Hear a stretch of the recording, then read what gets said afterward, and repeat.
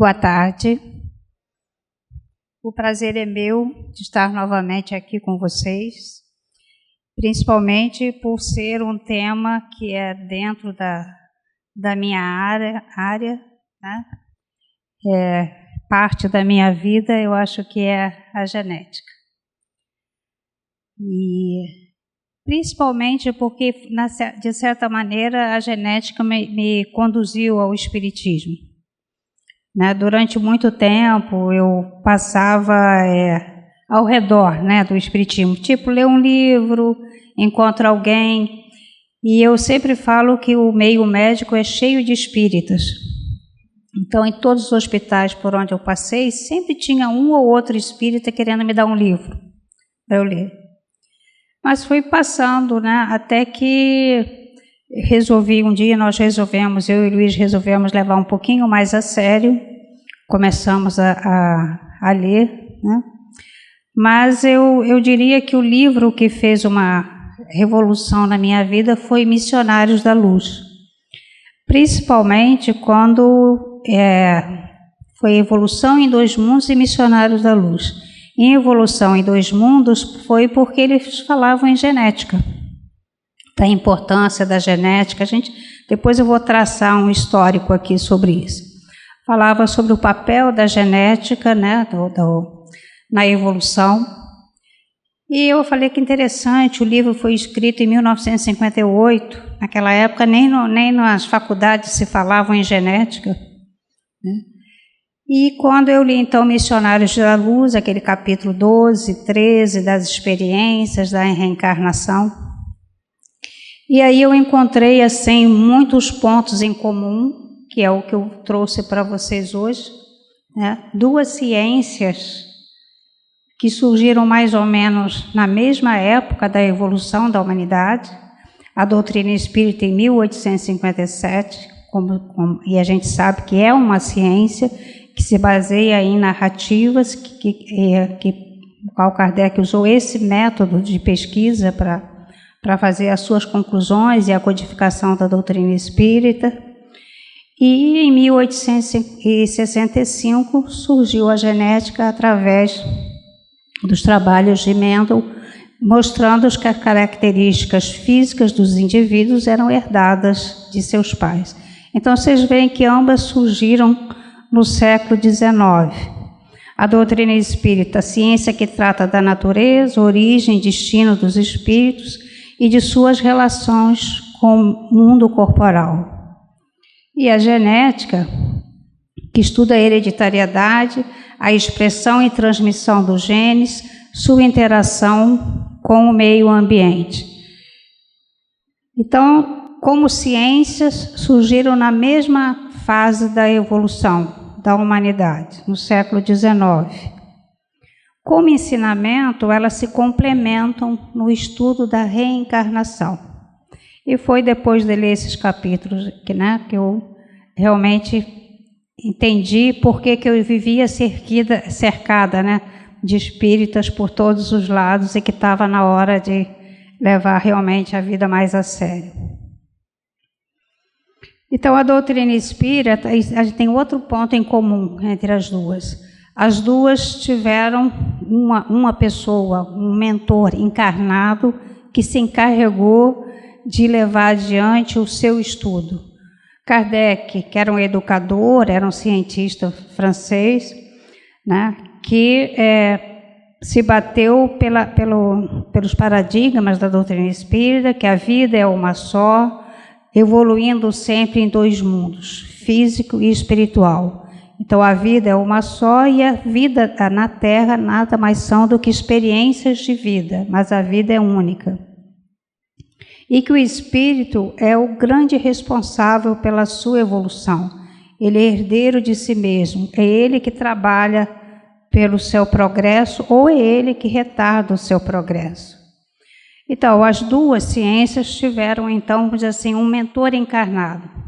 E Mendel, que era um monge agostiniano, austríaco, que estudando ervilhas e feijões, conseguiu mostrar que as características físicas eram transmitidas de pais para os filhos, sempre metade do pai e metade que vinham da mãe. E aí, assim, dentro da doutrina espírita, a gente vê que começa a se falar em genética muito antes do que a própria genética tivesse tornado, vamos dizer assim, uma ciência clínica, tivesse chegado aos consultórios médicos. Porque, na verdade, a genética, como ciência, comprovando que as doenças, algumas doenças humanas tinham uma herança determinada, foi a partir de 1962. E a demonstração que os cromossomas, que carregam as nossas características genéticas, também tinham anomalias que podiam se repercutir em alterações clínicas, foi a partir de 1960. Então, a gente vê como se a própria doutrina espírita viesse querendo dizer para a gente, olha, espírito é espírito. Vocês estudam o espírito entendendo como se processa o renascer, o desencarnar, o ir e voltar e o aprendizado constante. O físico é o físico, é o corpo físico, é aquele que vai ser o instrumento para que o espírito se expresse.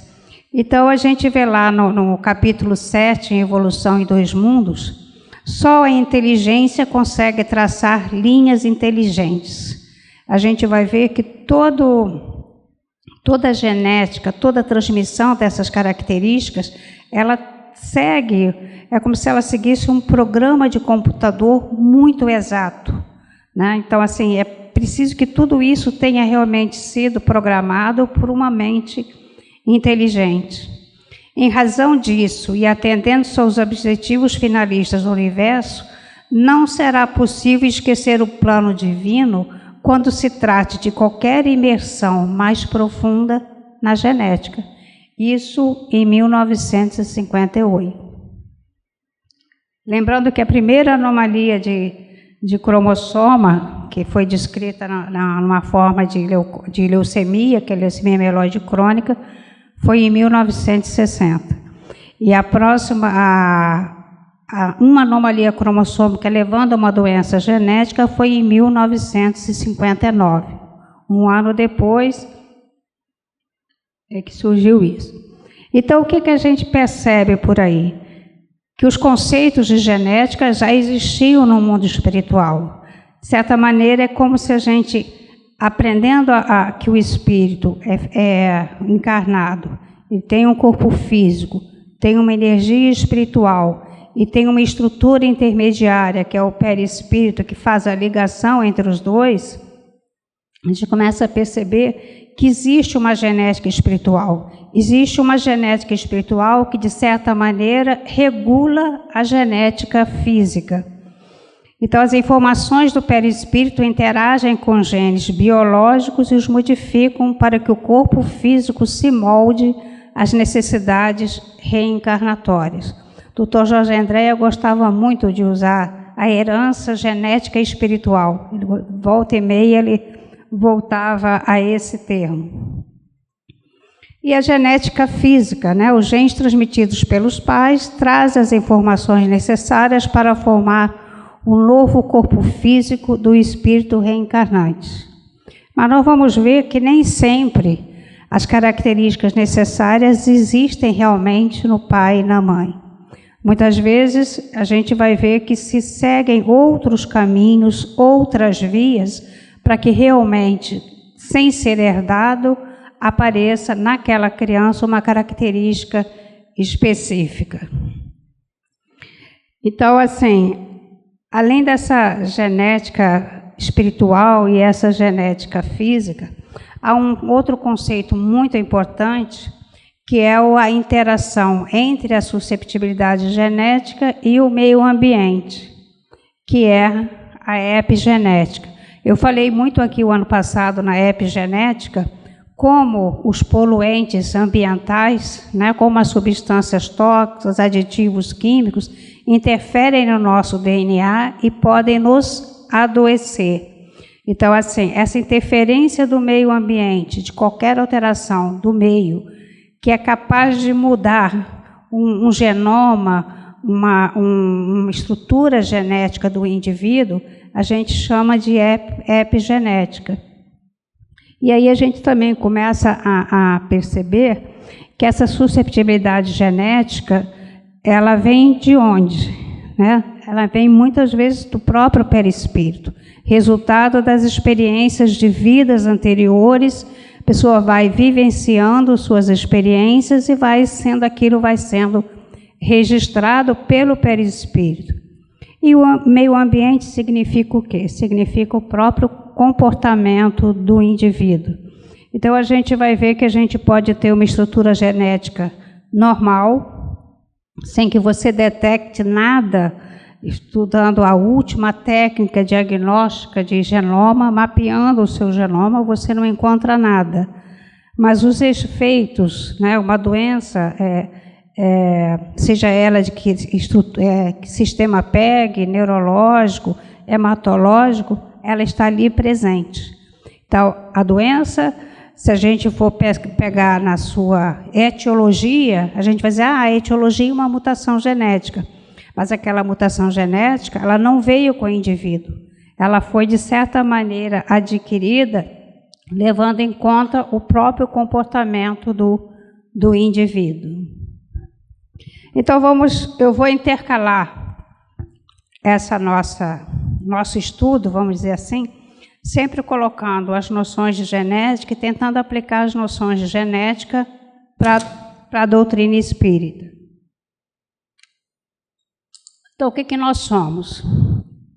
Nós somos trilhões de células, né? Dentro de cada célula dessas tem núcleo, pelo menos na grande maioria, com exceção dos eritrócitos, nós temos células com núcleo. Dentro desse núcleo, aquelas linhazinhas é o DNA. Esse DNA está distribuído em cromossomas. Todos nós temos em nossas células 46 cromossomas, recebemos 23 do pai, 23 da mãe. Né? O óvulo contribui com 23, o espermatozoide com 23, recompõe as células com 46 cromossomas e, a partir daí, essa célula começa a se dividir e a se diferenciar para fazer o embrião. Mas se a gente pegar um cromossoma desses, a gente vai ver que ele é uma cadeia dupla de DNA, que é o material genético, que é o ácido desoxirribonucleico, mas todo mundo usa com uma sigla de DNA em inglês ou ADN em português. Na verdade, é uma estrutura química constituída por bases, açúcares e por bases nitrogenadas. São só 4 bases, né? A adenina, timina, guanina e citosina. Essas 4 bases, elas se distribuem, né, pelo nosso material genético. Tanto esse DNA que tem dentro de núcleo, como o DNA que tem dentro das mitocôndrias. Então, essa estrutura, na realidade, nós temos 3 pares de bilhões dessas bases. São 6 trilhões dessas bases nitrogenadas dentro das nossas células, regulando praticamente toda a função física do nosso organismo, mas extremamente susceptível à ação do meio ambiente. E aí a gente pode começar a pensar que a gente tem o meio ambiente físico, mas a gente tem também o meio ambiente espiritual. Estamos em interrelação constante entre esses 2 mundos.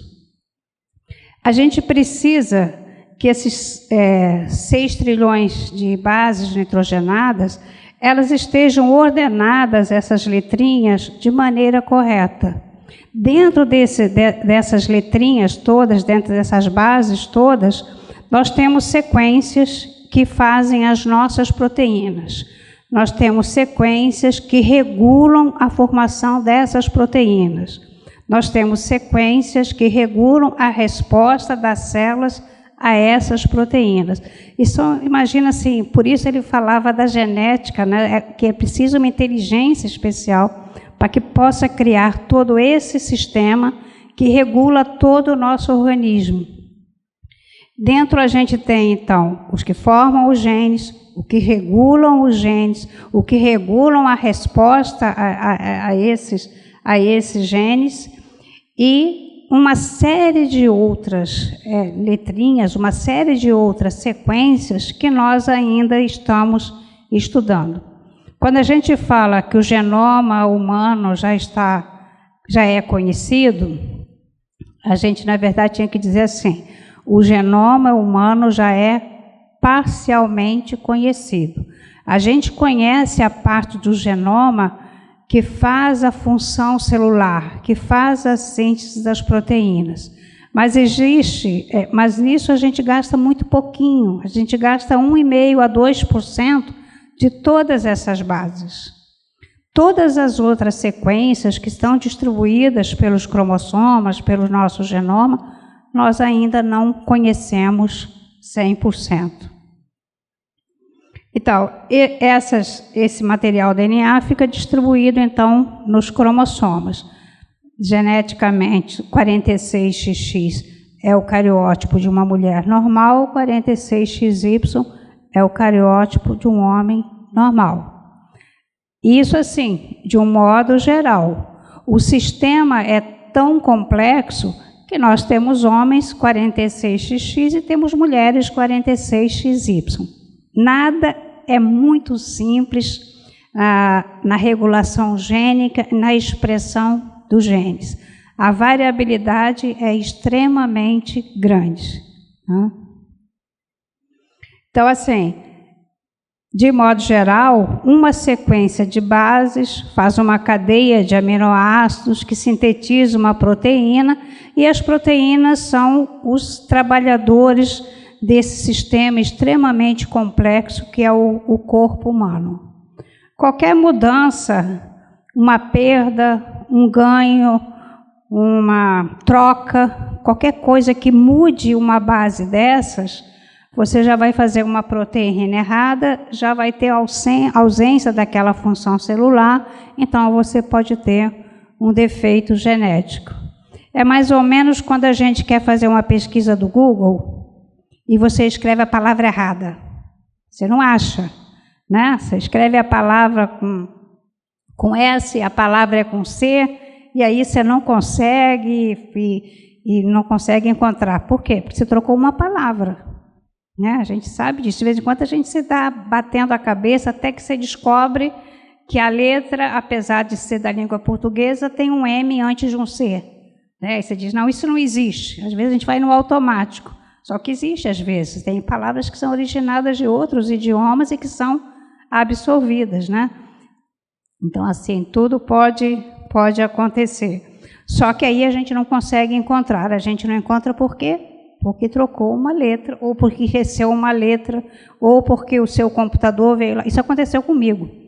Uma vez eu recebi um computador que veio de Portugal, né? E eu quis usar com o idioma nacional, o nosso português, não o português que se fala lá.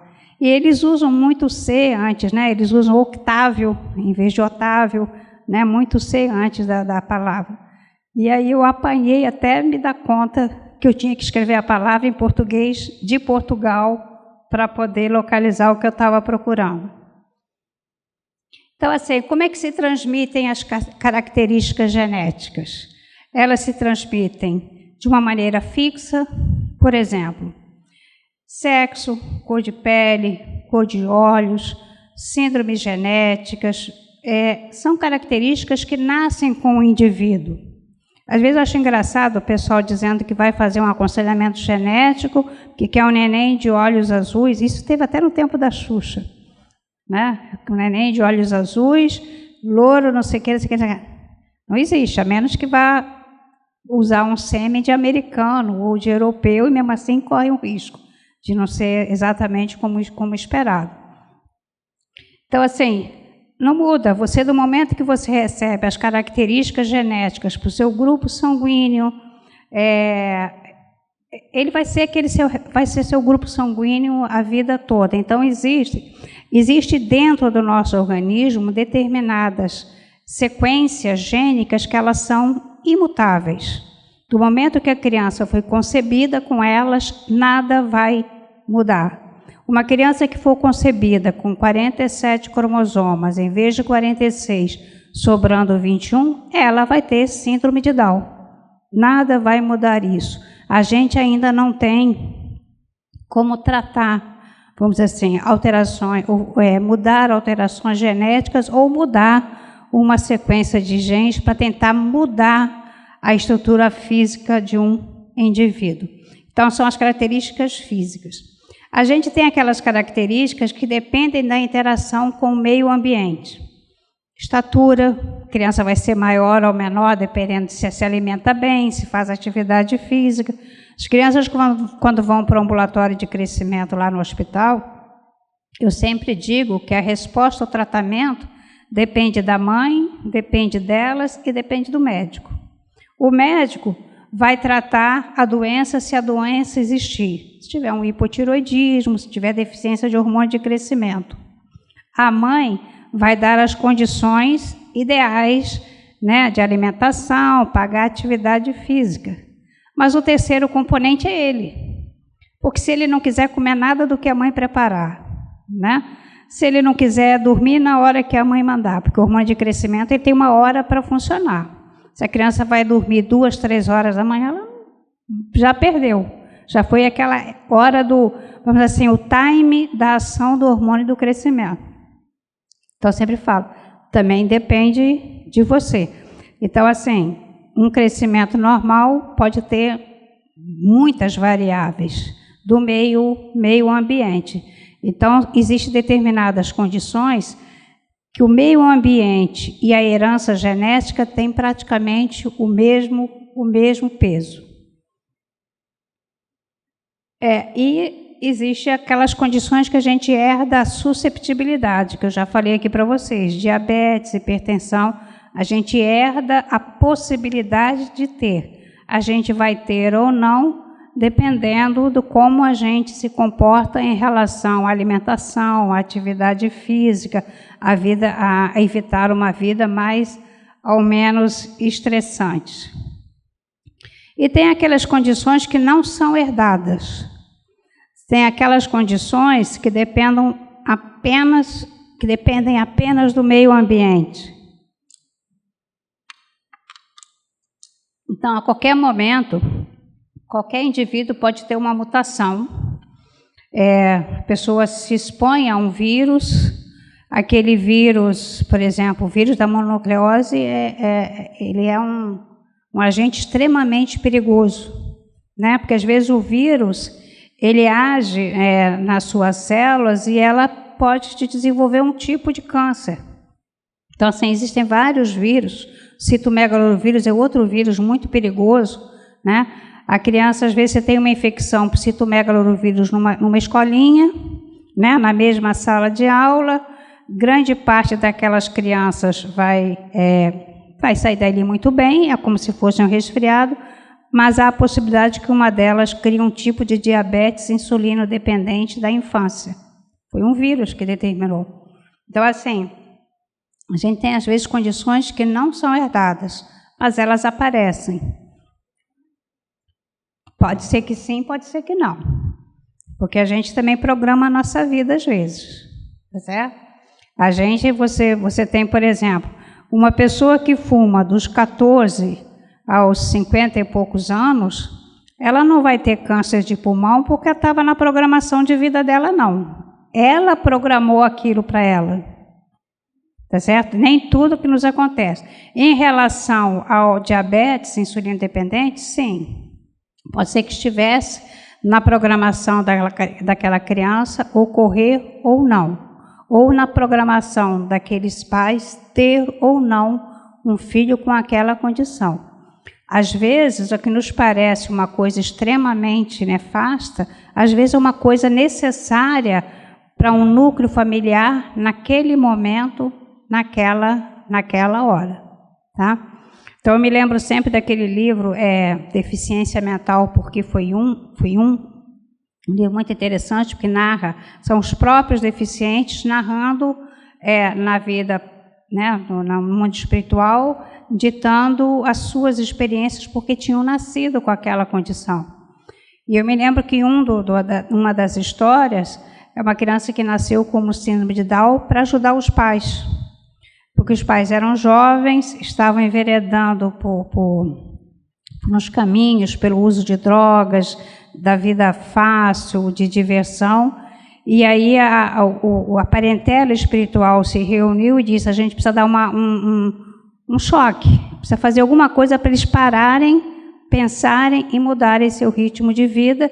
E dos espíritos que fazia parte dessa parentela espiritual disse: então eu vou, né? Vou nascer com uma condição que eles vão ter um choque, mas vão se reharmonizar com a própria vida. Então, assim, é muito difícil, a gente nunca pode saber exatamente porque uma condição aconteceu. Eu sempre dou o exemplo também da pessoa que bebe. Quem bebe, né, além de quem fuma hoje, quem bebe também está cheio de informações sobre o que o alcoolismo causa. Então, a pessoa que bebe, né, também bebe desde jovem, e quando chega com 60 anos, ainda jovem, né, porque hoje em dia 60 anos é muito jovem, né?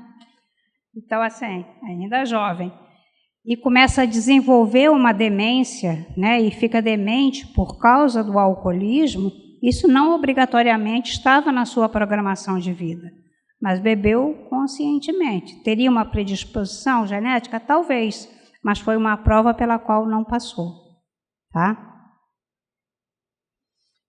E aí, por que eu falei para vocês que quando eu comecei a ler, eu comecei a ver muitos pontos em comum? O que a gente estuda com a reencarnação?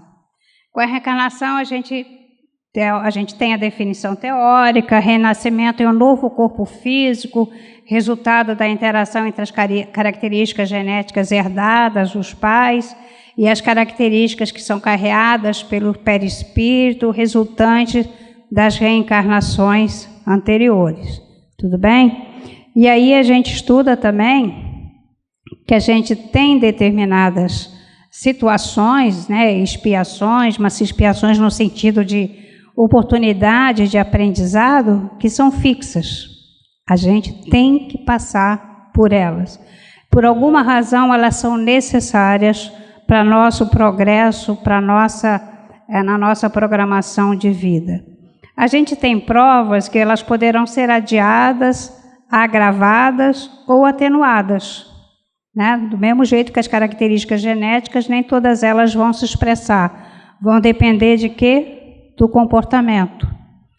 Muitas das provas nossas são atenuadas durante a nossa vida porque nós mudamos o nosso comportamento. Então, elas já são atenuadas e, às vezes, até desnecessárias, vamos dizer assim. Por outro lado, o uso do nosso livre-arbítrio para vencer novas etapas evolutivas. A gente pode vencer essas etapas, mas eu posso usar o meu livre-arbítrio, beber, fumar, usar drogas, e aí, em vez de evoluir, eu vou fazer o quê? Vou adquirir novas vidas. Por isso que eu falo que reencarnação e genética é muito fácil a gente entender. Quando eu comecei a ler sobre reencarnação, para mim era extremamente fácil entender o que estava escrito ali, o que eles estavam dizendo, porque tudo eu correlacionava às características genéticas são assim, né? Você tem as fixas, vocês têm as que podem ser mudadas, atenuadas, ou aquelas que podem ser agravadas, ou aquelas que podem surgir sem que houvesse uma predisposição para elas. Então, falando agora um pouquinho da reencarnação. Quais são as etapas da programação reencarnatória? A gente sabe que depois que a gente sai da vida na Terra, a gente passa por aquela fase de autoanálise, reconhecimento dos erros, das culpas, das recaídas, né? Aquilo que a gente deixou para depois, para segunda-feira e morreu no sábado, né? Porque às vezes é assim, né? A partir de segunda, né, eu vou fazer uma mudança de vida. A partir de segunda, vou procurar meu irmão, vou tentar fazer as pazes com ele, né? A gente às vezes faz isso, só que às vezes morre no sábado, né? Então, assim, a gente volta e vê o que fez e o que não fez. né? E aí a primeira coisa que a gente tem é, será que vão me dar uma nova oportunidade? Né? Então a compreensão, aquele desejo do recomeço, né? É a mesma coisa a gente deixar a dieta para segunda-feira. Segunda-feira a gente recomeça. Depois da Páscoa eu recomeço. Aliás, eu estou adiando a dieta desde o Natal, né? Ficou para depois do Natal, depois do Ano Novo, né? Depois da Páscoa, né? A gente vai adiando. A avaliação dos compromissos reencarnatórios é aquela hora que a gente para e pensa. Muitos espíritos param nessa segunda etapa, não chegam nem nessa avaliação dos compromissos reencarnatórios. Vai depender da evolução do espírito. Alguns vão passar para processo de reencarnação compulsória. Alguns, quando chegam na avaliação dos compromissos, preferem, não, eu vou ter que ver isso uma coisa de cada vez, prefiro reencarnar logo, recomeçar de novo, pede uma moratória, né? Vai para a primeira instância, para a segunda instância, para a terceira instância, vai pedindo habeas corpus para conseguir relatar, quem sabe se a pena não, como é que se diz? Quando a pena acaba, né? Demorou tanto, né? A gente tenta fazer isso no mundo espiritual também. Vamos atrasar um pouquinho.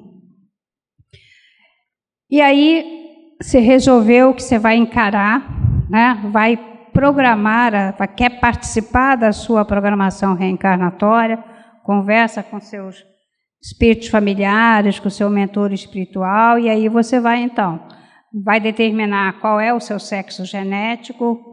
Poderá ser levada em conta a polaridade. A doutora Andréia gostava muito de falar isso, o espírito tem aquela bipolaridade masculina e feminina, mas tem uns que têm uma polaridade mais desenvolvida que a outra, e às vezes a pessoa pode pedir, não, deixa eu reencarnar como mulher mesmo, vai ser mais fácil. A gente sabe que até uma certa fase a gente pode escolher, a partir dali não, né? Mas o mais importante sempre vai ser levado em conta quais são os seus compromissos reencarnatórios. Você pode ter uma espiritualidade, uma sexualidade masculina muito mais desenvolvida, mas você está devendo a vida para vários, você precisa passar pela maternidade, então é preciso que comece a reencarnar como mulher. Mesmo se a primeira reencarnação não der certo, provavelmente na segunda ou na terceira você vai conseguir assumir um corpo feminino. Avaliação das características genéticas e espirituais do perispírito para a nova reencarnação. E aí você vai observar a constituição genética dos pais, se realmente os pais têm aquelas características que podem predispor para aquela patologia. Se necessário programar, os pais não têm, essas mutações podem ser realizadas no processo reencarnatório, no momento, no perispírito, e adaptar o perispírito à nova reencarnação. Então, eu sempre sugiro esses 3 livros para quem quiser compreender como é que as adaptações, as mudanças são feitas no perispírito para a nova vida. Missionários da Luz, que eu já citei aqui no capítulo 12 e 13, na reencarnação de Sigismundo. Memórias de um Suicida, do Camilo, da Ivana Moral. Muita gente foge do livro por causa da associação com suicídio, mas eu falo que ele é um verdadeiro compêndio sobre os processos de reencarnação, como é que as mudanças no perispírito se realizam. E a mesma coisa no Ícaro Redimido. Tem um capítulo só falando como são feitas no mundo espiritual as mudanças de perispírito, o tratamento dos espíritos que desencarnam com grande comprometimento ou lesão do perispírito, como é que isso é recuperado e como depois eles adaptam o perispírito para nova reencarnação. Então, assim, esse foi o capítulo que me impactou e que me trouxe realmente para a doutrina espírita, né? Aquele capítulo 12, quando eles vão ver o mapa genético, e ele fala exatamente de analisar os cromossomas, a constituição genética dos cromossomas, para que o Sigismundo recebesse, então, o corpo físico necessário, né? Então, eles avaliavam as mudanças que poderiam ser feitas, as mutações genéticas induzidas por recursos magnéticos. Vocês lembram da epigenética?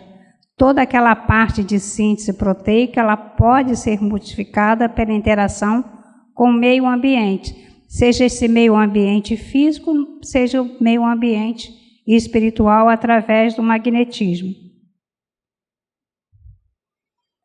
A próxima etapa é você, no momento que você tem o corpo físico preparado, você faz a ligação, né? Você começa a miniaturizar o perispírito, então você liga aquele vamos dizer assim, espíritozinho, né? Porque está diminuído, à mãe. Isso é muito importante, porque a gente tem muita discussão no meio espírita, né? Sobre os óvulos congelados ou não. Eu acho que o André Luiz deixa muito claro no livro Missionários da Luz, e tem várias outras obras da doutrina espírita também, que o espírito ele é vinculado à mãe, tá certo? O embriãozinho, ele pode ser gerado espontaneamente, ele pode ser gerado no laboratório, mas se ele não for ligado ao útero materno, ele não vai ser ligado ao espírito. Para o espírito se ligar, tem que estar dentro do útero. O homem ainda não tem nada, nenhum sistema que possa substituir o útero materno. Existem vários trabalhos, várias pesquisas, já se tentou até com outros animais, mas nem nos mamíferos ditos inferiores, né? Porque a gente fala ditos, porque a gente sabe muito pouco até sobre isso, se consegue substituir o útero materno. Então, assim, o espírito é ligado à mãe, continua o processo da miniaturização, e à medida que se intensifica a ligação do espírito reencarnante à mãe, vai reduzindo mais ainda o perispírito, até que esse perispírito fique do tamanho de uma célula e que você possa ligar átomo a átomo, molécula a molécula, aquele óvulo que foi fecundado, né? E aí a gente, para chegar nessa fecundação, ele vai ter que estar bem reduzido. Quem gosta de estudar sobre perispírito, lembra que uma das características, mas características não é nem o tempo, das propriedades. Uma das propriedades do perispírito é a plasticidade do perispírito, né? Então, assim, o espírito às vezes pode fazer isso sozinho, mas na grande maioria das vezes são os próprios construtores espirituais que trabalham na reencarnação que fazem essa regressão do tamanho do perispírito para que ele possa se ligar a uma célula só. Então, assim, plasticidade, por definição, é uma fácil resposta a estímulos e facilidade da adaptação às condições do meio. Então, você tem uma estrutura que permite esse tipo, que tem essa propriedade de ficar do tamanho de uma célula e que depois, à medida que essa célula vai se multiplicando e se dividindo, esse perispírito volta a se expandir, mantendo a ligação átomo a átomo com aquele corpo físico. Como é que se faz assim a procura dos gametas? Lá no capítulo 12 eles falam muito isso. Eles vêm 2 dias antes e eles começam a observar os óvulos que podem ser maturados, né? Porque geralmente numa ovulação você tem às vezes 6 a 8 óvulos que estão prontos para serem ovulados. Alguns normais, um ou outro com uma mutação genética, todos eles se preparam. Desses que se preparam, só 1 ou 2 vão ser ovulados. Provavelmente aqueles que tiverem as características ideais para o próximo corpo físico. Do espermatozoide, é muito mais. São milhares de espermatozoides que vão em direção ao óvulo. Aquela história de que é o espermatozoide mais saudável, mais ativo, que ganha corrida, já caiu por terra há muito tempo. Porque se isso fosse verdade, a gente não ia ter nenhuma criança com anomalia cromossômica. Um cromossoma sobrando, um pedaço de cromossoma faltando, já deixa aquele espermatozoide comprometido na sua motilidade e na sua mobilidade. No entanto, é ele às vezes que fecunda o óvulo. Foi ele que entrou. Se foi ele que entrou, é porque era ele que tinha que entrar. Não importa se a posição dele é na corrida, se ele é o número 1700 e não sei o quê. Os outros 1699 ficaram esperando ele chegar lá, prepararam, né, fizeram aquela capinha do ovo para preparar para que ele chegasse e entrasse. Então, o Dr. Jorge Andréa sempre falava, né, no livro dele sobre hereditariedade, né, genética do espírito, ele sempre falava que havia uma magnetização, o próprio óvulo, de certa maneira, magnetizava o espermatozoide, é como se ele desse um código de identificação para que aquele espermatozoide fosse o que penetrasse o óvulo e levasse a gestação adiante. Oi? Uma atração magnética, tá? Então, assim, isso, né, e tudo aquilo que eu vou falar aqui, não significa de maneira nenhuma, eu sempre, quando eu começo a entrar assim, os objetivos da reencarnação, eu sempre gosto de começar pela missão, porque todo mundo olha um problema genético e fica pensando, olha o que ele deve ter sido na outra vida, né? E, na verdade, às vezes não tem nada a ver. Então, eu gosto de começar por isso, né? A reencarnação pode ser para o espírito um processo missionário para colaborar com a evolução dos que estão à sua volta. Então, nesse livro, O Castelo das Aves Feridas, o nome é exatamente por isso. Você tem aqueles espíritos que estavam feridos realmente por dívidas, né? por situações que tinham vivenciado em vidas anteriores, mas você tinha também lá um prédio específico para aqueles que tinham perispírito normal, mas que tinham que ter esse perispírito lesado. Então, eles faziam vamos dizer assim, um retrocesso perispiritual. Eles se submetiam a mudanças perispirituais para que eles pudessem, então, renascer com um problema genético. Então, Nancy, a autora desse livro, ele foi feito em desdobramento, como os livros da Ivone Pereira do Amaral, dela foi no mesmo estilo de comunicação, é ela mesma que faz as comunicações.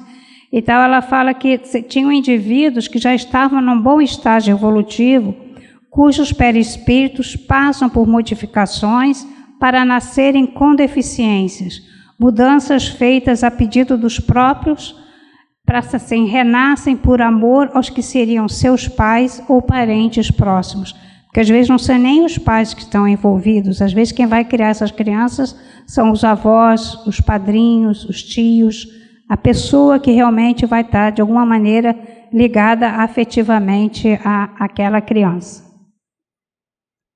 Então, recapitulando, nós temos o nosso DNA, as proteínas que fazem as funções celulares, mas mudanças nessas bases ou nos cromossomas podem levar a disfunções físicas ou mentais ao nascer ou em qualquer época da vida. E mudança na função das proteínas podem ocorrer por exposição a fatores mutagênicos, substâncias tóxicas e radiação, levando à mudança da expressão dos genes, o que pode ocorrer em qualquer época da nossa vida, que é o conceito da epigenética, que está muito em moda hoje. Porque quando você tem alguma coisa que vira moda, vira desculpa para tudo, né? Vira a epigenética. Então, na verdade, é assim, o mais provável que aconteça é que no momento da concepção, na ligação entre a estrutura física e perispiritual, você faça aquelas mudanças que eu marquei ali com o xizinho, sejam realizadas no genoma do embrião, imprimindo no seu DNA não só suas características particulares, mas as mutações necessárias para a nova reencarnação. E isso a gente percebe porque a maioria das malformações genéticas, sejam elas por mutações, sejam elas por anomalias de cromossoma, elas não são herdadas. Nós temos 25 mil genes, você tem genes que têm mais de 700 até 1000 mutações descritas só nele. Então, assim, a grande maioria delas não são herdadas. Das condições genéticas, um percentual pequeno, às vezes de 3 a 5%, é que podem estar associados a uma história familiar, tá? Então, assim, é muito raro você ter uma criança com síndrome de Down por uma alteração genética dos pais que predispôs aquilo. É menos de 3% dos casos, né? A grande maioria aconteceu na própria criança. Então, assim, à medida que você tem a ligação do espírito, que pode ser na concepção, pode ser um óvulo fecundado em laboratório, que depois é implantado na mãe, pelo menos até esse estágio de 8, 10 células. Depois o feto vai se desenvolvendo, o perispírito vai se desenvolvendo também, vai se restabelecendo. E aí a criança começa a apresentar sensações de alegria, medo e apreensão, né? Uma criança intraútero, né, a partir do 3º mês, que ela já tem bastante células cerebrais desenvolvidas, ela pode captar a rejeição materna ou a rejeição paterna. Ela pode se assustar com a possibilidade de ser abortada, né? Assim, tem exames que mostram, né, mostram no ultrassom, no momento da interrupção da gestação, o embrião, o feto tentando fugir da cureta, como se ele pudesse evitar, buscando algum lugar onde ele pudesse ficar longe e não ser retirado. Então, assim, mostra que naquele feto ele já tem pelo menos uma sensibilidade, uma possibilidade de entender o meio ambiente onde ele vai renascer, né? A gente espera que sempre todas essas etapas de desenvolvimento, até as 38, 40 semanas, né, mas pelo menos até as 32 semanas, hoje em dia um feto que nasce com 32 semanas tem toda a possibilidade de sobreviver bem, né, que tudo isso se faça de maneira harmoniosa e sincronizada. E toda a energia vital que você precisa para fazer isso vem do espírito. Então, na verdade, desde o momento que você começa a desenvolver as células e que ali por volta do 21º dia você já tem as células cardíacas e células cerebrais, se você pegar esse embriãozinho, você já vê células cardíacas, células cerebrais pulsando ali naquela criança e a parte, vamos dizer assim, de energia naquela criança. Então, você já tem o próprio espírito que começa a comandar o seu desenvolvimento. Então, é o espírito que vai imprimir naquele embrião até a 7ª semana as suas características, que a partir da 8ª semana, quando já é um fetinho, isso tudo já deve estar imprintado naquele ser que vai renascer. E aí, se a gente buscar na doutrina espírita, e esses conhecimentos que a gente tem de embriologia e da própria genética, a gente vê que está lá no Livro dos Espíritos. Na questão 367, 368, o que está escrito lá? Quando ocorre a união do espírito ao corpo físico, este mantém os seus atributos de natureza espiritual, mas a capacidade de expressá-las quando o ser encarnado depende dos órgãos do corpo físico que o anima. Então, se todo o corpo se desenvolver de maneira normal, aquele espírito vai poder se expressar, ele vai poder cumprir de forma plena todas as suas etapas evolutivas. Se a mãe não cuida daquela gestação, se ela bebe, se ela fuma, se ela não se alimenta bem, talvez ela não consiga dar para aquele espírito o corpo físico que ele necessita para que ele possa se expressar. E a outra coisa importante, a inteligência não é uma característica do corpo físico, mas do espírito que o habita. Entretanto, a expressão dessa inteligência só se dará de forma plena se o corpo estiver saudável do ponto de vista físico e mental. Os pais que vão criando uma criança com síndrome de Down, eles não conseguem entender por que a criança domina o celular, domina às vezes até os jogozinhos do computador, mas não conseguem aprender a ler e escrever. Difícil para eles entenderem. Eu tento explicar para eles que a criança tem uma inteligência.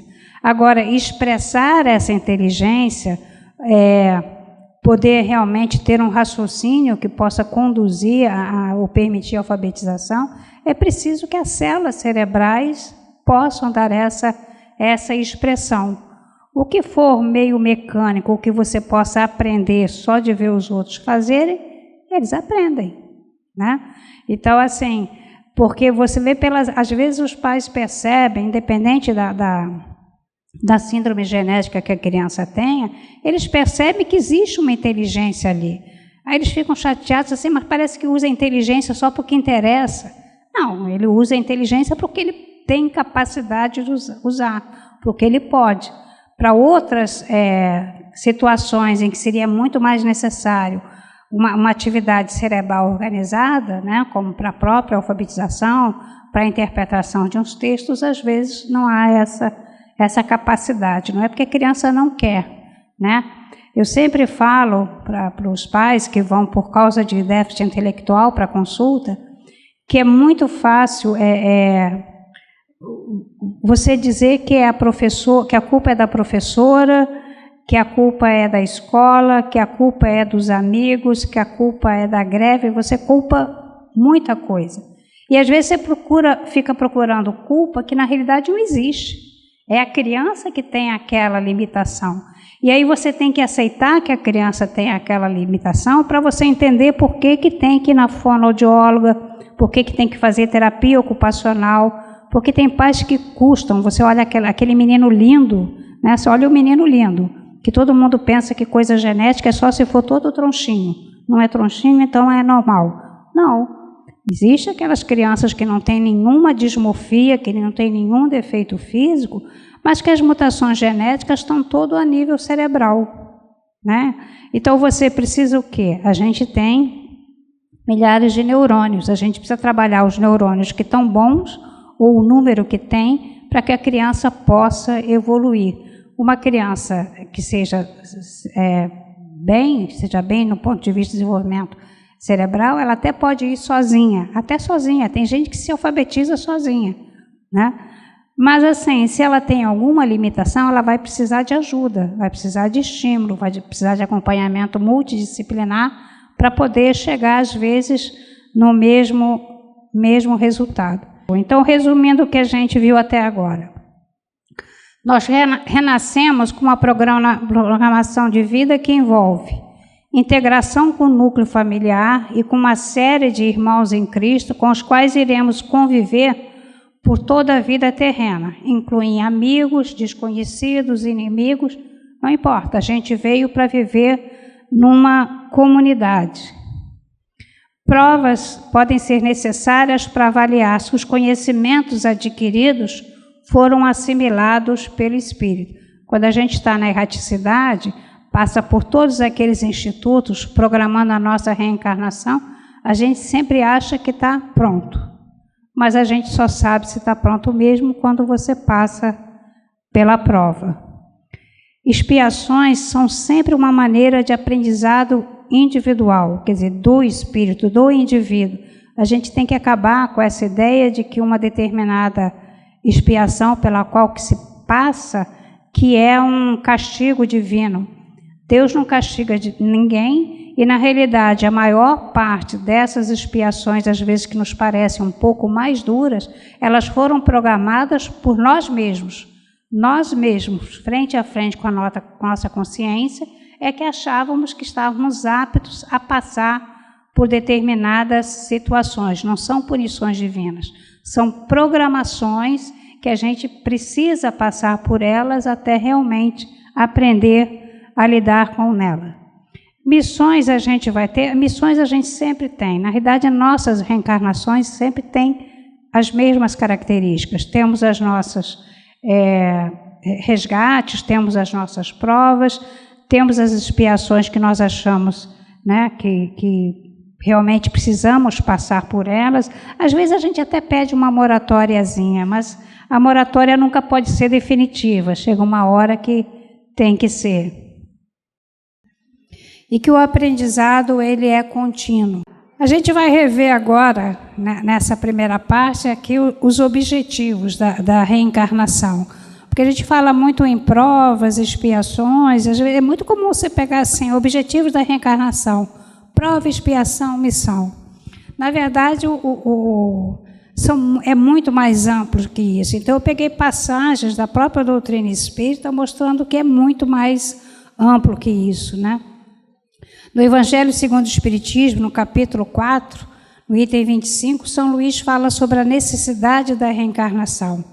Então, a passagem dos espíritos para a existência corpórea é necessária para que eles possam realizar, com a ajuda do elemento material do corpo físico, os propósitos cuja execução Deus lhes confiou.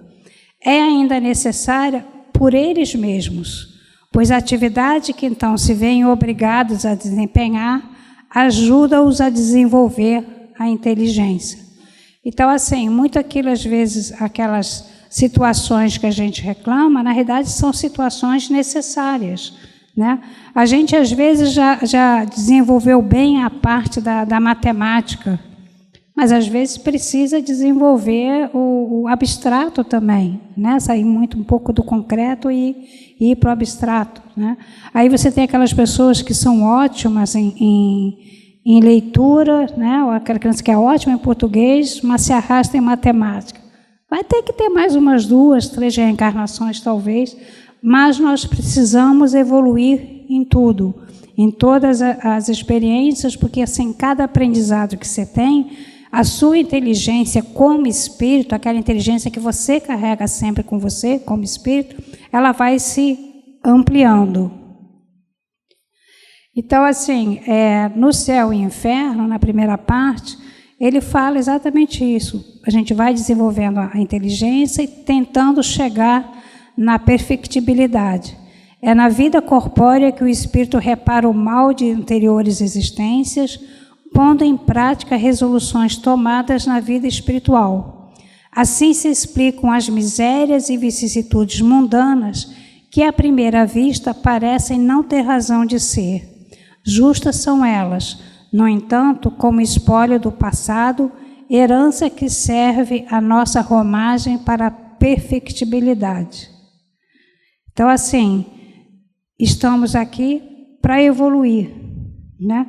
Quando eu estava preparando o estudo, o Luiz me chamou a atenção, porque aqui dá a impressão que a gente só evolui aqui, na Terra. Não, a gente evolui no mundo espiritual também. Nesse trecho do Céu e Inferno, nessa primeira parte, que fala sobre as penas futuras, ele estava realmente falando sobre a reencarnação. Mas o próprio capítulo de Penas e Gozos Futuros, no Livro dos Espíritos, tem uma parte que fala no futuro, na vida na Terra, e tem uma parte que fala do futuro na vida no mundo espiritual.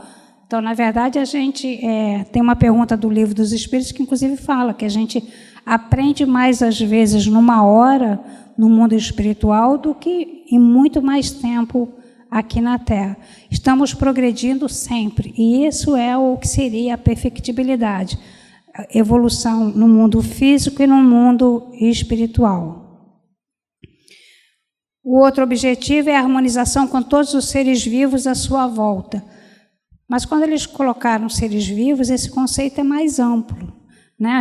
O ano passado, a gente teve várias palestras sobre o meio ambiente, a importância da ecologia, que é uma ciência que também surgiu no mesmo século XIX, mesma época da doutrina espírita, da genética, todas elas, na realidade, são ciências que vieram na mesma época, quando o homem já deveria estar preparado para esses aprendizados. Então, assim, é um exercício constante de amor pelo próximo e pela natureza, porque se a gente não cuidar do meio ambiente hoje, a gente vai ter que entrar numa fila muito maior para reencarnar em outros. Imagina se não tiver a Terra para a gente reencarnar. Quem garante que a gente vai para um mundo mais evoluído? De repente, o que está para a gente ir é um mais menos evoluído, não vou dizer mais atrás, mas menos evoluído. Temos que cuidar do planeta para poder voltar. Então, no Livro dos Espíritos, nas questões 168 e 169, a gente lê que a cada nova existência, o espírito dá um passo a caminho do progresso. Os retornos à existência física são sempre muito numerosos, praticamente incontáveis, porque o progresso do homem é quase que infinito. Na verdade, nós mesmos não sabemos qual é o limite do progresso. A gente sabe muito pouco, porque a gente também racionaliza tudo em relação às experiências de vida que a gente tem na Terra. É o que a gente conhece. O que vai além do nosso orbe, a gente ainda não sabe, né? Quantos milênios são necessários para realmente atingir um estágio evolutivo. E aí eu vou entrar com a genética de novo, né? Existem realmente provas, né, que são necessárias para avaliar se os conhecimentos adquiridos foram assimilados pelo espírito, né? Então, tem pessoas que passam realmente por condições que que ficam sujeitas à exposição. A gente não consegue, na realidade, terminar com o bullying. Quem convive com crianças e com crianças que têm dismorfias, a gente sabe que o dia a dia delas continua o mesmo. As escolas fazem as reuniões, as professoras tentam fazer dinâmicas de grupo, mas agora as agressões vêm por WhatsApp. Uma menina me mostrou as coisas que ela recebia por WhatsApp, porque ela era feia, porque tem uma série de dismorfia, tá bem, eu reconheço, né? Mas, assim, as coisas extremamente agressivas, né? Então, o bullying, na realidade, continua, difícil. Mas, assim, em genética é uma coisa muito interessante, porque, às vezes, você vê situações ou dismorfias que parecem muito difíceis, né? Ou feias, vamos dizer assim, mas, na realidade, quem as porta, às vezes, não está incomodado com elas. Quem está incomodado, às vezes, é o pai e a mãe. Parece que, às vezes, não é a criança que tem a dismorfia que se choca com aquilo, mas é o pai e a mãe que foram feridos na sua vaidade de não ter um filho capa de revista, né? Então, às vezes, a gente vê que as provas realmente não são da criança. Eu já contei aqui, eu passei por uma situação extremamente difícil, que a mãe levou a menina para tomar hormônio de crescimento, né? E eu falei que não havia como dar hormônio de crescimento, porque a condição dela era uma displasia óssea, era uma forma de nanismo que não responde ao hormônio de crescimento. A mãe entrou numa compulsão de choro, chorava. A menina levantou e foi consolar a mãe e disse: mas eu não me incomodo. Quer dizer, a mãe é que estava muito incomodada com a situação. A menina extremamente inteligente, agora ela já está com 20 anos, continua extremamente bem com ela mesma, e a mãe agora está começando a aceitar. Então, assim, eu trouxe 2 conceitos de genética. Um é o conceito de variação de penetrância.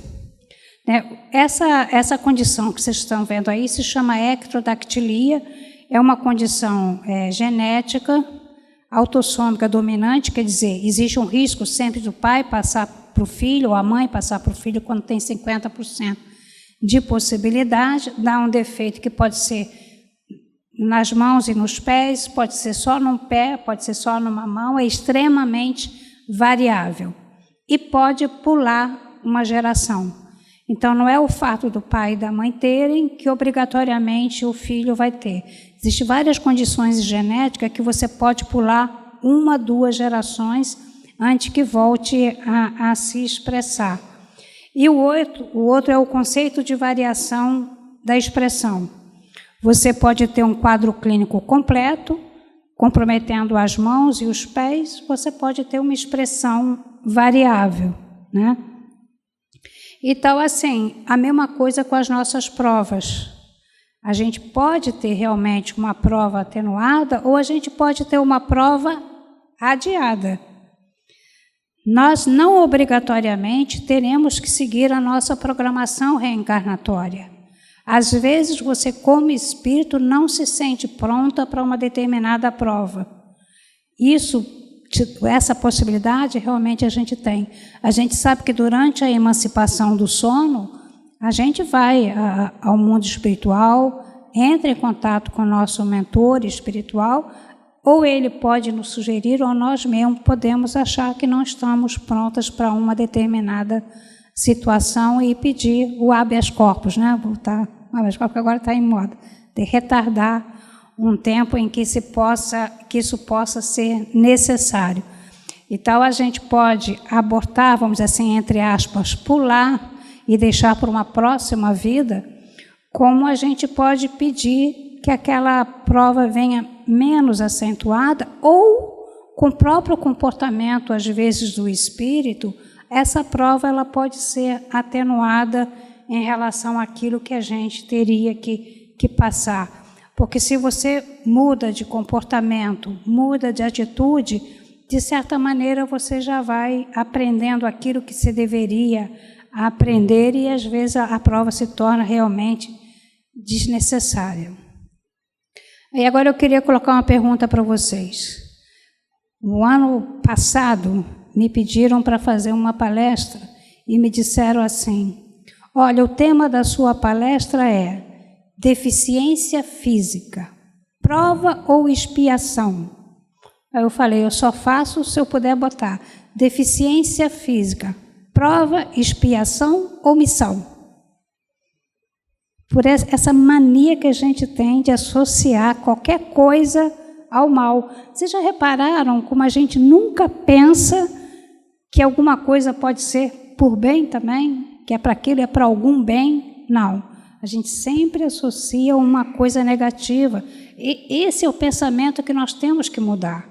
Às vezes aquilo não é para o mal, às vezes aquilo é para o bem, né? Tem um objetivo. Não é um castigo. A gente tem que tirar também essa associação de expiação com castigo divino, porque já começa bem pesado. Se você vê uma determinada dificuldade e já assume uma culpa que às vezes você nem tem, né? Passo por isso porque eu joguei pedra na cruz. Até quem não é espírita, não acredita em reencarnação, fala isso, né?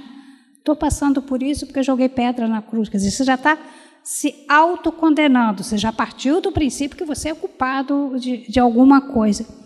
Isso, na realidade, traz uma carga, um negativismo para você e para o seu organismo que é muito grande. Você carrega aquele negativismo. E, na verdade, a gente poderia ver, poxa, que bom, eu já posso passar por essa prova, olha, eu estou preparada. Veio essa situação na minha vida agora que eu não esperava, mas se eu recebi é porque eu devo estar bem para passar por ela. Se a gente passa a ver dessa maneira, aquele peso, às vezes, ele fica muito mais leve. Lembra que Jesus disse que o jugo é leve, tudo que ele nos passa, o jugo é leve, né?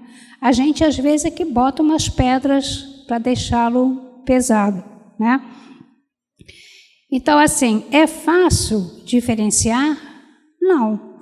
A prova pode ser programada. Ele pode escolher uma família para renascer, uma família em que, às vezes, tem uma condição genética, né? Pode ser uma prova por erro do passado?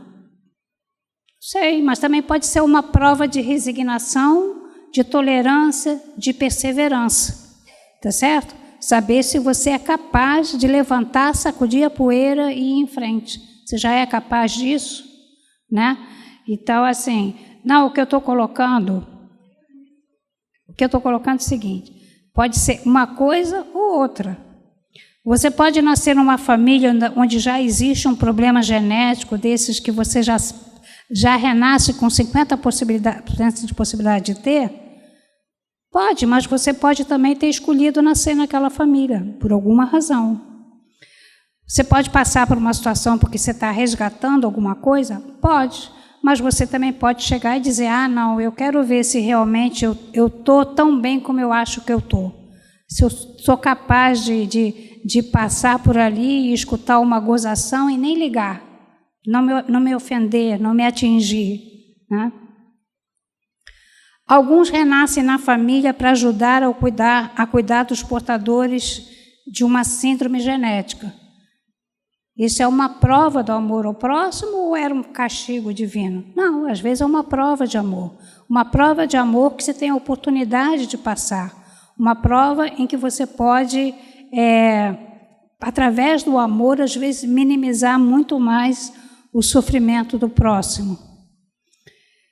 E quando a gente tem uma expiação, uma doença genética daquelas em que a pessoa já cresce sabendo que tem a possibilidade de vir a desenvolver ou não, né? É um resgate familiar? Não, obrigatoriamente.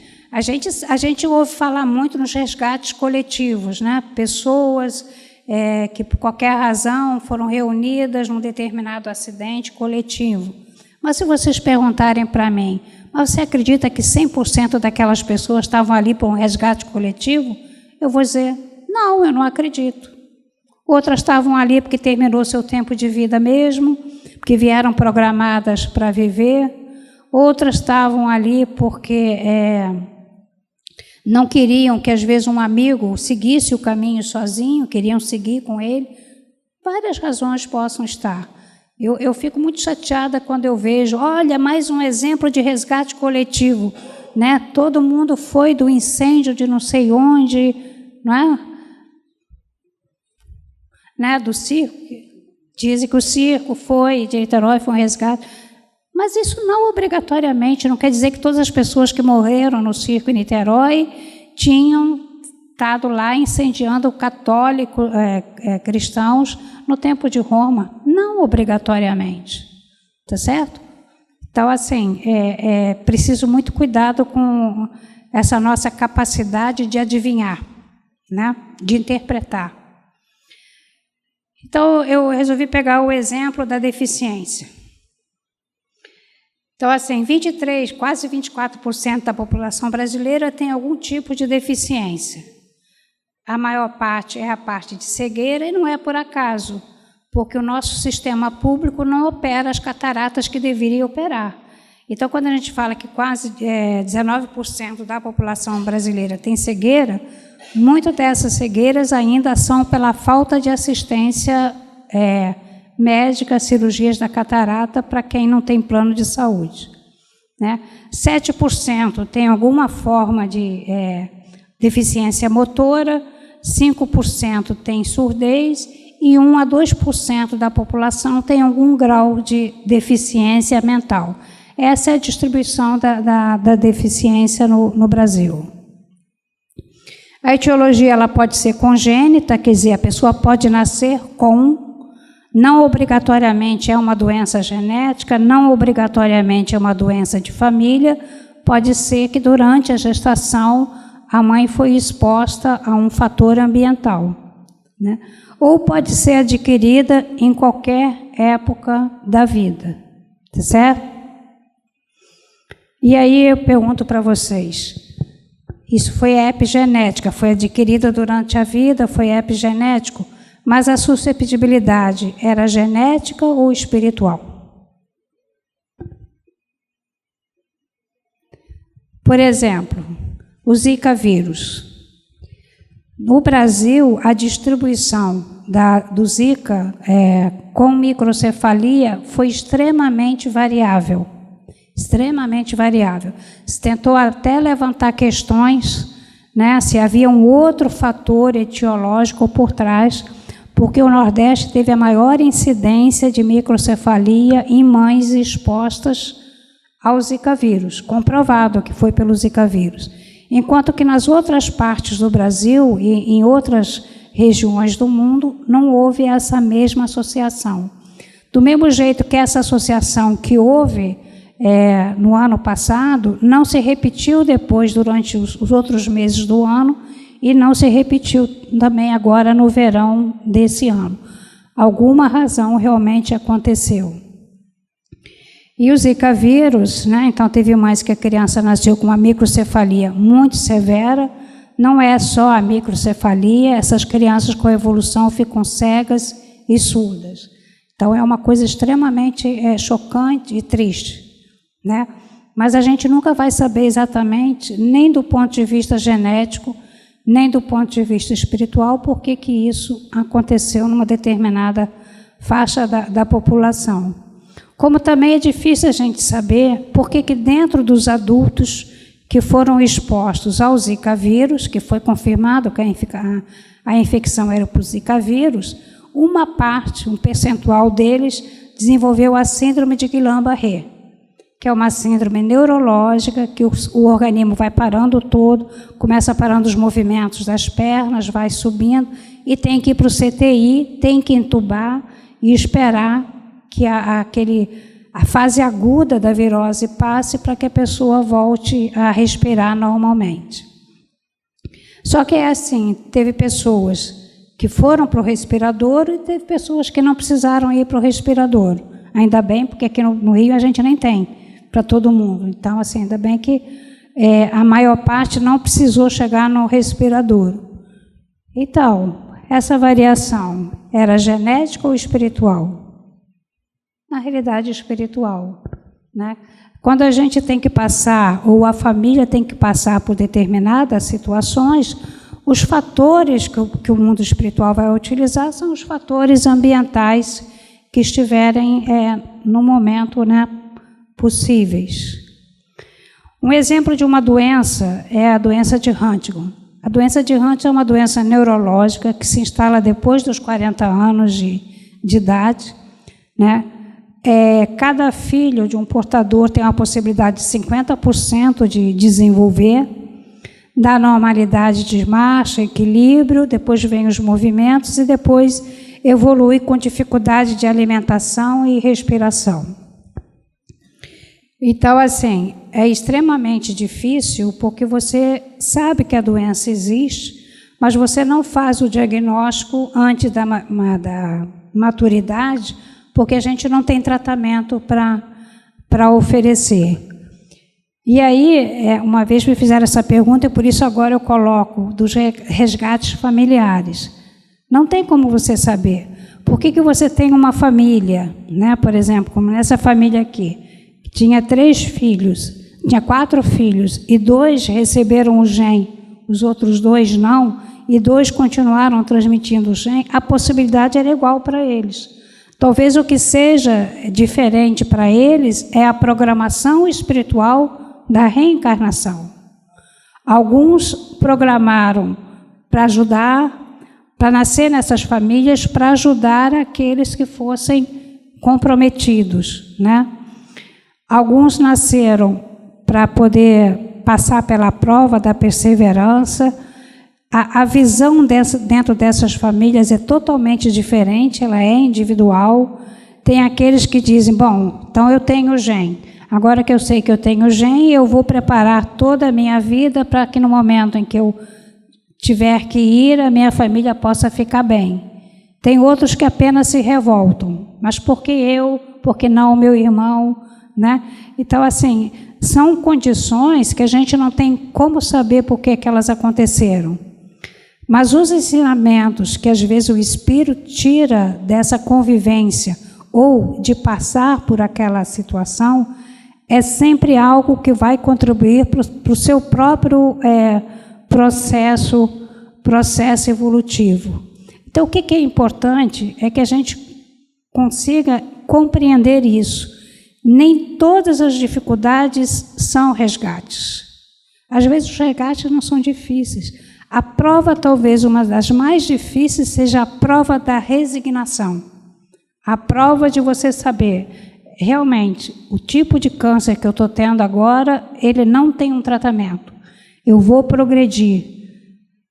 Mas é o que está determinado, é assim que tem que ser. O que eu posso fazer para melhorar a situação da minha família? O que eu posso fazer para melhorar? Como espírito eterno que eu sou, vivenciando essa situação.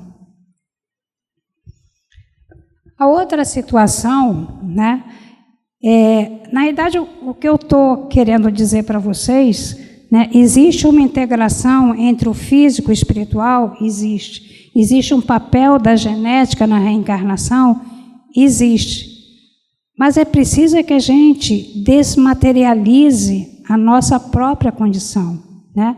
É que a gente entenda que somos espíritos eternos vivenciando determinadas situações e que cada um de nós, passando pela mesma situação, vai vivenciá-la de uma maneira diferente.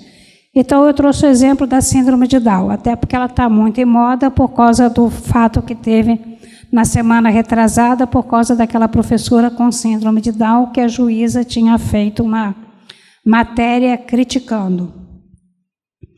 Então, assim, a mutação genética pode ser a mesma, mas os espíritos são diferentes. Cada espírito está vivenciando uma situação diferente. Então, na síndrome de Down, a patologia é a mesma.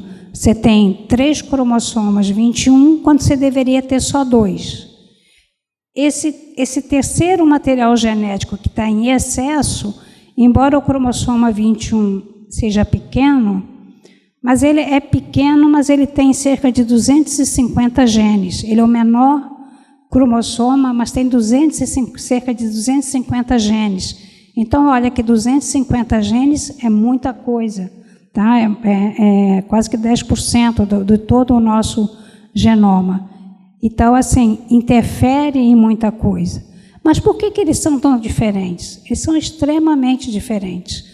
Você tem aqueles casos que têm maior comprometimento do sistema nervoso central. Eu posso garantir para vocês que isso independe muito de classe social, porque a primeira ideia que você tem é: a criança que nasce com síndrome de Down numa família rica vai fazer fono, vai fazer terapia ocupacional, vai fazer fisioterapia, vai ter um alto padrão de uma escola de alto padrão, então ela vai evoluir melhor. Não passa por aí, não. Você tem crianças de baixo poder aquisitivo, que a mãe vai uma vez por semana na fisioterapia, olha como é que faz, depois fica repetindo os exercícios em casa, vai de 15 em 15 dias na fono, porque o convênio só paga a fono de 15 em 15 dias, e o município não está disponibilizando fono para todo mundo que precisa de fono, e vai por aí adiante. Na verdade, o que diferencia é a vontade individual daquele espírito de progredir e de lidar com as diferenças. Então, você tem desde aquelas crianças com síndrome de Down, que associam com autismo, não se sabe porquê, mas um grupo deles tem mais associação com autismo. É muito difícil você estimular uma criança que é autista também, porque ela se fecha no mundo dela, ela já tem uma síndrome genética, mas o autismo ela se fecha muito mais, é muito mais difícil. Mas aquela professora que também tem a trissomia do cromossoma 21, tem os mesmos 250 genes em excesso, ela foi alfabetizada, ela conseguiu se formar e ela dá aula, né? Então, assim, essas diferenças, elas nos mostram, né, que o físico é o físico, o espírito é o espírito. E o espírito que nasce com determinação para progredir, ele progride independente das dificuldades pelas quais ele tenha que passar. A outra coisa importante é que o renascimento em um corpo deficiente, ele pode ser compulsório ou voluntário. Pode. Existem resgates que precisam ser feitos? Existem. Uma pessoa que se suicida dando um tiro na cabeça, ela destrói praticamente todo o seu cérebro. Se ela destrói o cérebro, ela vai fazer lesão nessas células. Se ela lesa suas células físicas, existe aquela junção com o perispírito, que é semimaterial, mas que é uma ligação interatômica. Então, sendo uma ligação interatômica, aquelas marcas vão ficar nas células perispirituais também. Essas células perispirituais, elas vão ter que ser, vamos dizer assim, consertadas. Elas vão ter que ser recuperadas. Mas aqueles átomos, aquela organização atômica, é uma organização atômica do planeta, da Terra. Então, ela só vai poder recompor esse perispírito aonde? Na Terra. Então, é preciso que, às vezes, passe por gestações que não vão a termo, mas que vão até o 3º, 4º mês, o tempo suficiente para que aquele fetozinho recupere as células cerebrais na porção perispiritual próxima à matéria, possa recuperar essas ligações para que depois, então, na próxima vida, ele possa ter uma reencarnação mais completa, ele possa renascer e terminar o seu processo reencarnatório depois do nascimento. Nesse caso, a gente pode dizer, olha, essas reencarnações elas vão ser compulsórias. Às vezes o espírito ele não está nem participando, são os construtores, são os mentores espirituais que estão organizando aqueles processos reencarnatórios. Mas ele pode pedir para passar por uma prova dessas? Pode. Ele pode querer que aquela que vai ser sua mãe valorize a gestação, valorize mais, e compreenda mais a importância da gestação. E, infelizmente, no estágio evolutivo que a gente está, a gente às vezes só valoriza o que perde. Às vezes você nem valoriza tudo que você ganha. O que você ganha, você acha que você ganhou porque era para ganhar mesmo. Mas o que você perde te choca muito mais, né? A gente não está preparado para perder, né? Então, às vezes, o espírito pode se oferecer. Eu sei que vai ser uma gestação que não vai a termo, mas no momento a minha mãe precisa valorizar a vida. Então, ele pode se oferecer para isso, tá certo? Então, os espíritos podem programá-lo também como prova, saber se estão aptos a passar. Pode haver necessidade de resgate do espírito. Então, dependendo do que causou a lesão perispiritual, só a reencarnação no corpo físico permitirá a sua restauração. Pode ser um processo missionário? Pode. Eu trouxe aquele exemplo, né, da professora Neuza. O espírito que reencarna com problema exatamente para ajudar na evolução dos que estão à volta. E eu sempre que dou, eu já mostrei isso aqui antes, porque eu sempre que falo sobre genética ou sobre doença genética, ou sobre as provas, eu sempre me lembro dessa carta de Paulo aos Coríntios, né, em que ele falava que não sobreveio tentação alguma que ultrapassasse as forças humanas. Deus é fiel, não permitirá que sejais tentados além das vossas forças, mas com as tentações até vos dará o meio de suportá-las e sairdes delas quando for possível, né? Só faltou o quando for possível, nem sempre é possível, mas com certeza vocês podem ter certeza. A maneira como a gente encara uma prova pode torná-la mais fácil ou mais difícil, né? É que nem o aluno que vai para fazer uma prova, mas já vai saindo de casa dizendo, já sei que eu vou esquecer tudo quando chegar lá. Já esqueceu, porque já partiu do princípio que ia esquecer, né? Então, assim, se ele sai confiante, estudei tudo, sei que eu estou prontinho para fazer a prova, ele vai fazer. Pelo menos 70% da prova ele faz com certeza. Então, a maneira como a gente encara as provas, às vezes, as torna mais fáceis ou mais difíceis. Então, qual foi o meu objetivo hoje conversando com vocês? Qual é o papel da genética na reencarnação? Renascemos com o corpo físico preparado para servir às necessidades reencarnatórias. Interações entre uma carga genética física e características próprias do espírito carreadas em seu perispírito. Então, toda programação reencarnatória sempre vai ser avaliado qual é as necessidades para aquela reencarnação e que o espírito terá que trazer ou terá que adquirir durante a sua vida, a sua próxima estadia aqui na Terra. Mutações genéticas ocorrerão quando necessárias para determinar limitações na capacidade física ou mental do corpo físico, sejam elas impostas como expiações ou pedidas como provas ou missões.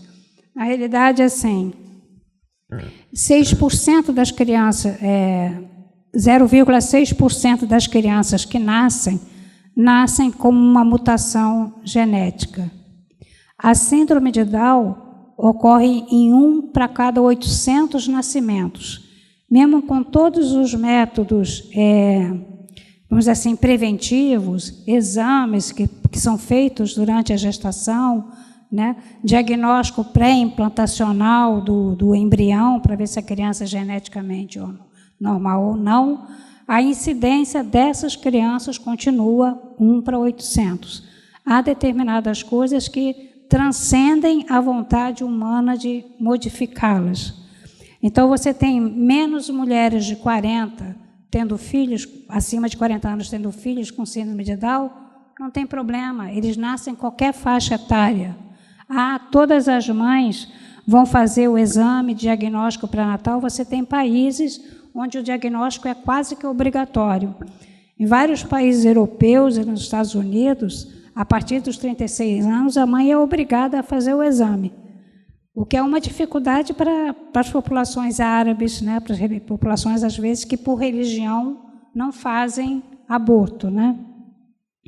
E que são obrigadas a assinar um termo se responsabilizando pela criança que vai nascer, não cobrar do Estado o cuidado para aquela criança, tudo para pressionar. Mesmo assim, a síndrome de Down continua nascendo 1 para cada 800 crianças. Então, assim, há determinadas coisas em que está fora do alcance do homem de mudar. E se vocês observarem bem, uma criança com síndrome de Down de 50 anos atrás não tem nada a ver com uma criança com síndrome de Down agora. Eles também estão progredindo, eles também estão evoluindo. Na verdade, assim, a sociedade aceita mais? Aceita, mas ela começou a aceitar porque eles começaram a se impor. Né? Eu tenho crianças com síndrome de Down que não são os piores alunos da turma, né? Então, assim, existem outros que não têm síndrome de Down, que não estão sendo alfabetizados, e às vezes a criança com síndrome de Down está. Né? Então, as mutações genéticas ocorrerão quando necessárias. Susceptibilidade genética para doenças crônicas como diabetes, alergia, hipertensão, dependerão da interação entre uma série de genes e a exposição a fatores ambientais. Só que esses fatores ambientais, quem é que determina? É o próprio indivíduo. Então, a maioria é determinada pelo estilo de vida adotado pelo espírito. Então, ano passado eu mostrei para vocês até uma massagem, né, uma imagem, né, em que o cara que era os mesmos, com a mesma susceptibilidade genética, só que um era atleta e o outro era sedentário. Quem é que tinha hipertensão, doença cardiovascular? O sedentário. Quem é que faz a opção entre ser sedentário e ter uma vida mais ativa? É o espírito. Então, nesses casos, não adianta chegar e achar que o diabetes é uma doença kármica. Né? Tem gente que gosta de dizer isso. Não adianta dizer que a doença cardiovascular é uma doença kármica. E a culpa é do pai, porque o pai também era diabético. Né? Quer dizer, não, a gente vivencia isso às vezes. Né? É o menino que chega, eu sou diabético, mas a culpa é da minha mãe, que ela é diabética também. Né? Não tem nada a ver. Eu digo, não tem nada a ver. Você até pode herdar a mesma característica, mas o seu comportamento é que vai determinar como é que você vai evoluir.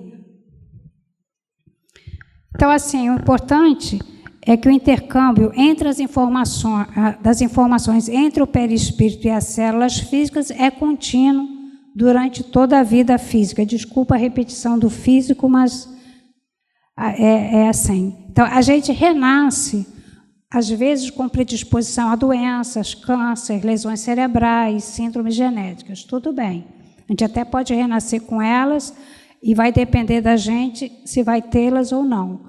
Mas autoagressão, uso exagerado de cigarro, bebida, autoagressão ao próximo, ao meio ambiente, exacerbar aqueles vírus como raiva, ódio, rancor, que Joana de Ângeles chama dos vírus psicológicos, egoísmo, vaidade, isso é seu, né?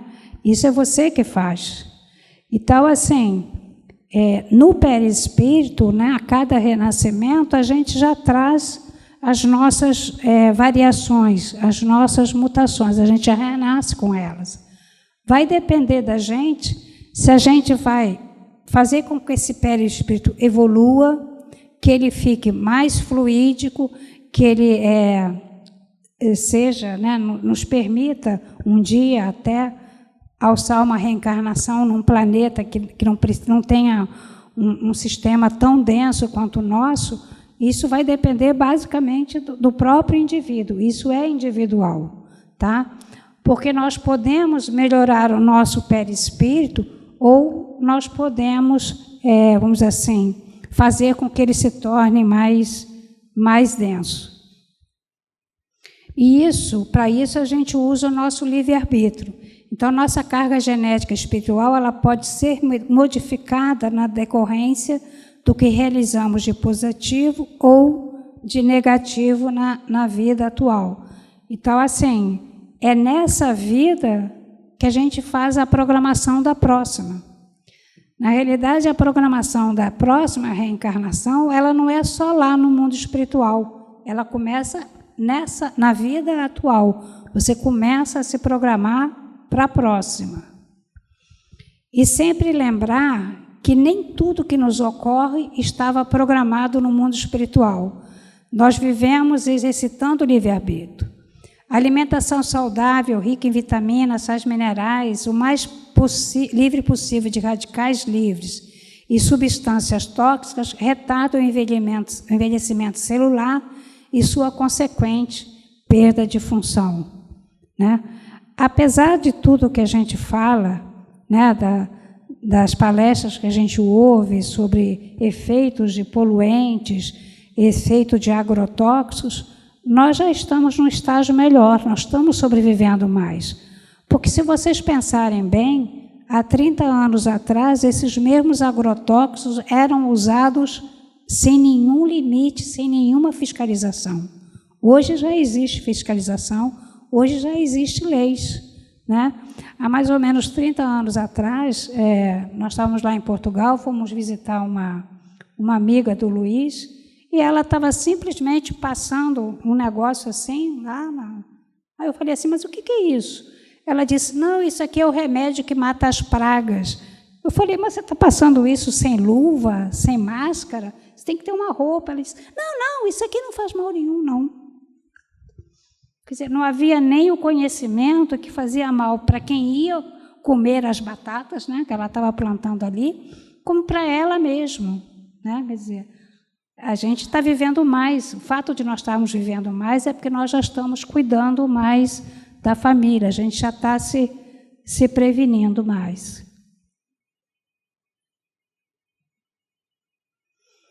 Esse exemplo eu já dei para vocês há alguns anos atrás, quando a gente falou aqui sobre a reencarnação, né? São exemplos como o meio ambiente interfere na expressão dos genes. Então, quando a gente fala de radicais livres, são essas moléculas de oxigênio 2, né? Que tem 2 átomos, que é uma molécula que faz mal para o organismo, porque ela interfere numa série de atividades enzimáticas. O que aumenta os radicais livres no nosso organismo? A exposição ao ultravioleta, a poluição física e a poluição mental também. Porque o estresse aumenta os radicais livres, a alimentação aumenta os radicais livres, e esses radicais de oxigênio, eles entram dentro da célula, de oxigênio com 2 átomos, entram dentro das células e elas competem com o átomo de oxigênio normal que está lá no DNA. E é assim que se provocam as mutações. E essas mutações, o nosso organismo até tenta reagir. A gente tem nas nossas células um exércitozinho de defensores, né? A gente chama do sistema do reparo do DNA. A gente expõe o DNA a esses radicais livres, esse exércitozinho vai lá e recompõe. Então, a gente quebrou o DNA no lugar errado, eles vão lá e consertam. A gente quebra de novo, eles vão lá e consertam. É o mesmo sistema da exposição aos raios ultravioletas. Todo mundo sabe que o sol, a partir das 10 horas, tem que ter muito protetor solar, que é difícil o protetor solar manter a proteção, você teria que estar toda hora passando, né? Mas a maioria das pessoas esquece, principalmente depois da terceira cerveja, esquece do protetor solar, e aí as coisas vão se agravando.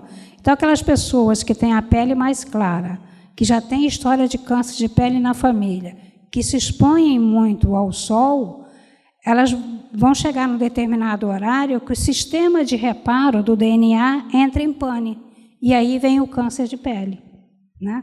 Então, não é que a gente não tenha a nossa proteção, nós temos um organismo perfeito, ele está prontinho para servir para a nossa reencarnação, para que ela se dê em todo o tempo. A gente, às vezes, é que não cuida bem dele, e depois culpa a genética.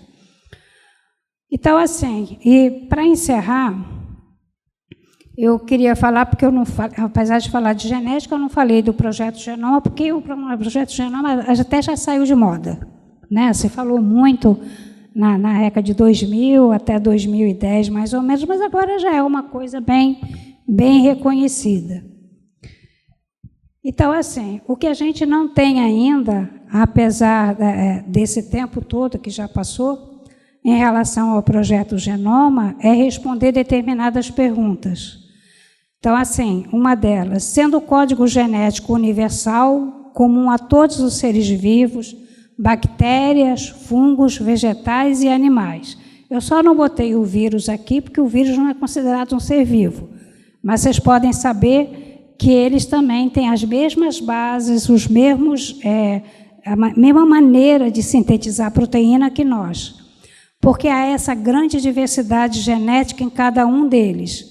Principalmente, por que os homens compartilhando 99% desse código genético são tão diferentes entre si? Eu acho que vocês sabem a resposta, né? Talvez. O que nos diferencia? O espírito. Na realidade, somos espíritos usando o corpo físico desse planeta que segue um código genético na sua síntese de proteínas que é comum a todos os seres vivos, né? Isso é o que nos diferencia, não a genética. A matéria, e aí, no capítulo 11 da Gênese Espiritual, no item 5, já está qual é o motivo disso. A matéria tem uma vitalidade independente do espírito, e o espírito tem uma vitalidade independente da matéria. Portanto, evidente se torna que essa dupla vitalidade repousa em dois princípios diferentes. Então, somos dois princípios diferentes, interligados pelo perispírito, vivenciando, né, como dizia o padre Teilhard de Chardin, somos espíritos vivenciando uma experiência humana, tá certo? E por que a gente sabe tão pouco ainda sobre o espírito? Então, eu vou dizer para vocês. O Projeto Genoma conhece bem 1,5% de todas as bases nitrogenadas que nós temos. Conhece esse 1,5% da parte que produz as proteínas. Se tem 98,5% do nosso genoma que nós ainda não conhecemos, genoma do corpo físico, como é que a gente ainda pensa em trabalhos que possa fazer para conhecer o espírito, né? Lembra que para André Luiz foi feita essa pergunta, né? E ele disse, perguntaram sobre a composição do espírito, e a resposta dele foi: nós ainda estamos estudando perispírito, e nós ainda nem chegamos na possibilidade de estudar o perispírito. Então, o que a gente pode é pegar todos os conceitos que a gente tem das diversas ciências que nós temos possibilidade de estudar e ver delas o que podemos aprender, incluindo a própria ciência espírita. Muito obrigada.